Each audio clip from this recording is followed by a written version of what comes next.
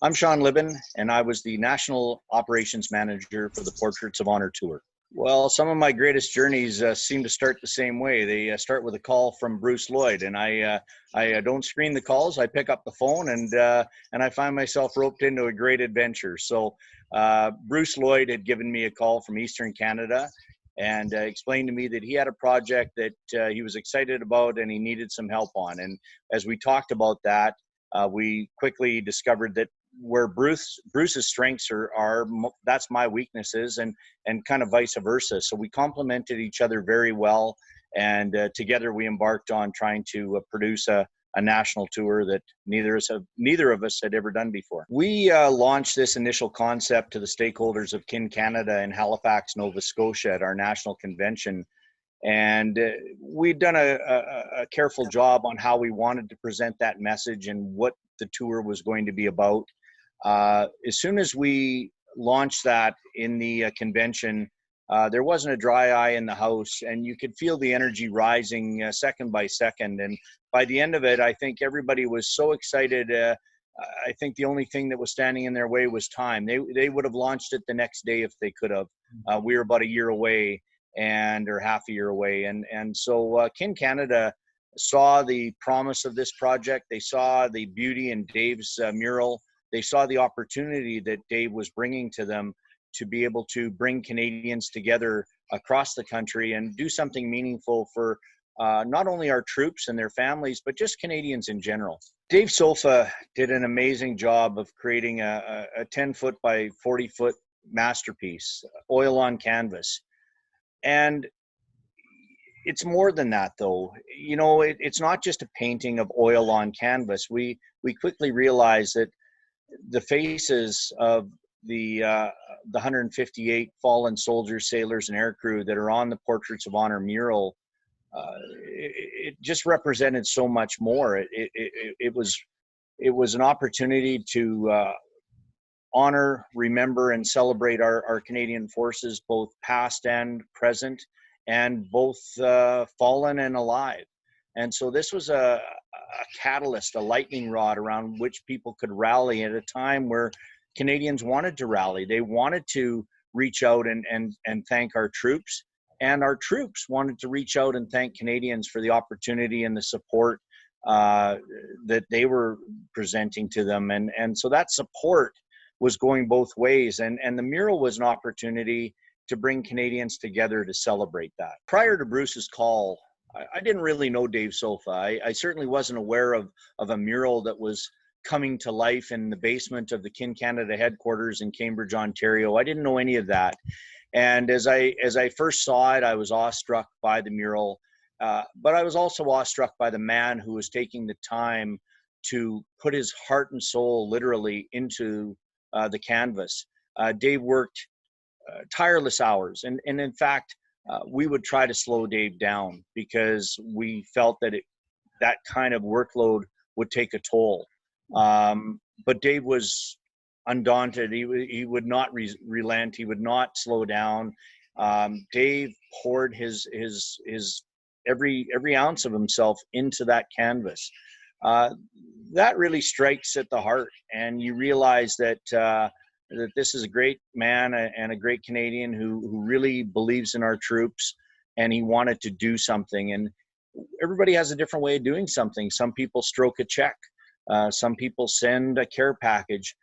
Dave was an artist, but he also was an artist who stepped way outside of his comfort zone. To my knowledge, Dave had never painted oil on canvas before. He was an airbrush medium artist, and this is like saying, hey, I can drive a boat. I can also fly a plane. No, they're very different.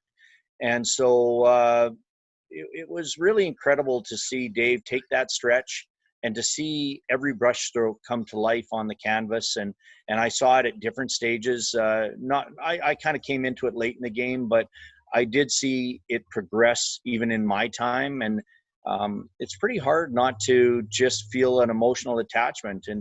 And to be out on the road, to be going across Canada to large cities and the smallest of hamlets, and to see the reaction that Canadians felt as they stood walking across the stage of the Portraits of Honor trailer, watching the mural, Some had no connection to anyone, but they felt an emotion. They felt tears, and they felt sadness, and they felt pride.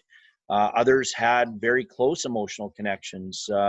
I ran into a young man in Camrose, Alberta, who was at a music festival. So he should have been there just drinking beer and having a good time. But we brought the mural to that festival, and he walked across the stage and he stopped dead, and he stood for quite a long period of time. He had a cane in his hand, by the way, and I could tell right away. And I gave him lots of time, and then eventually I kind of walked up and touched his shoulder and said, "You know somebody there, don't you?" And he had been he had been in the lab, the light armored vehicle that took 5 Canadian lives. He happened to be on the right side of the vehicle that was throwing 20 meters into the air, landing upside down, killing soldiers and a journalist. And he survived that. And so, you know, there was a guy who had a real true connection. And forgive me as I tear up telling that story, but I can't count the number of times that this tour brought tears to my eyes before the tour started, during the tour, and still 10 years later, it wells up with emotions for me. You know, I'm so glad that Kin Canada got behind this project, and I'm so grateful that they saw the power of it. They saw the potential of it. There was even times where I was so deep into the forest, and I think Bruce was too, and perhaps even Dave, where it was hard for us to even see that 30,000-foot view, for us to really see the full breadth of this, because, you know, it's easy to get in the weeds, and me, I was tied up in operational details and planning.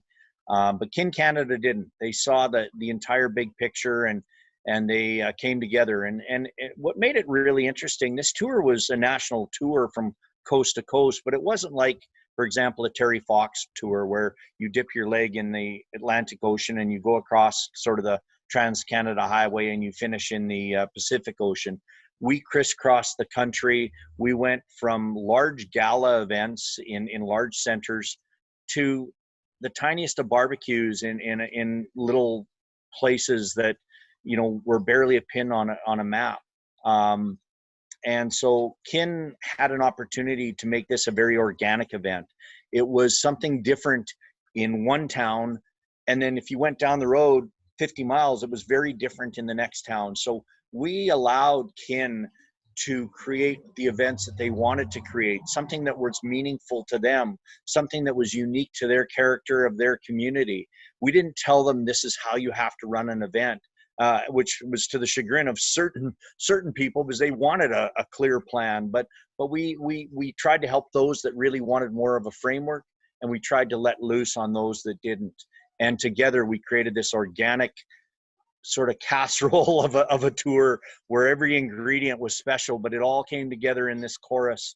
And together it just created a beautiful, I'll say a moment, but it was really almost a little over half a year of moments in so many places across our country.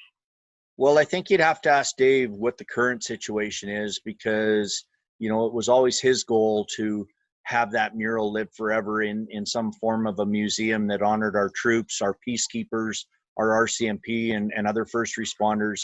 So I don't know where Dave stands on that. I do know personally I would love to see this mural be in a place where the public can access it, where we can remember the 158 troops that we lost in Afghanistan, the journalists, the diplomats, and a place where we can just remember their sacrifice and just all that Canadians did to try to bring peace to that part of the world, rather.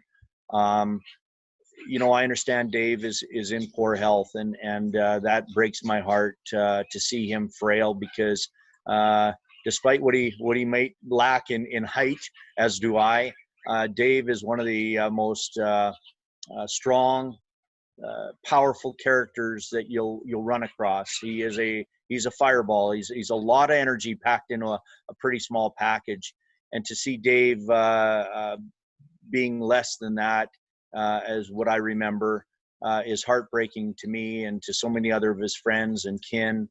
And I hope that this mural, as well as the other murals that Dave has produced, he's produced so many other wonderful pieces of artwork for private people and honoring RCMP or honoring peacekeepers. I hope that Dave is always remembered forever in the Portraits of Honor mural, in all the other pieces of art that he's done. And I hope that he is remembered for being the man who put together a masterpiece that became a catalyst and a lightning rod around which Canadians could come together and remember, honor, and celebrate our Canadian Forces troops. A lot of people don't know about Kin Canada. I think we're one of Canada's greatest and best kept secrets. But the Portraits of Honor mural going across our country gave great prominence to our service club, a service club that we're very proud of, with men and women who serve our community's greatest need across Canada. And anyone who might be watching this, who wants to be a part of that, who wants to help make your community better, who want to just be involved with people who are like-minded and make great friendships and lifelong friendships, I encourage you to go to the Kin Canada website, call our number 1-800-PIC-KIN, 1-800-PIC-KIN, and we can hook you up with a local kinsman, Kinet, or kin club in your community or nearby. And come on out. There's no commitment. Come on out, find out what we're about. And I think that if you are like-minded, you can't help but want to be involved with a group of people. For me, it's been the greatest gift for, I've lost track, I think 32 years now. My deepest, strongest friendships have come from Kin Canada, and some of my proudest moments. And I would certainly suggest that the Portraits of Honor National Tour became one of my greatest, powerful, and most important moments of my life. And I can thank Bruce Lloyd for making that call, and I can thank Dave Sofa for having the foresight and the tenacity to paint the mural that he painted. I hope that everybody gets to be as touched by Kin Canada as I've been blessed to be.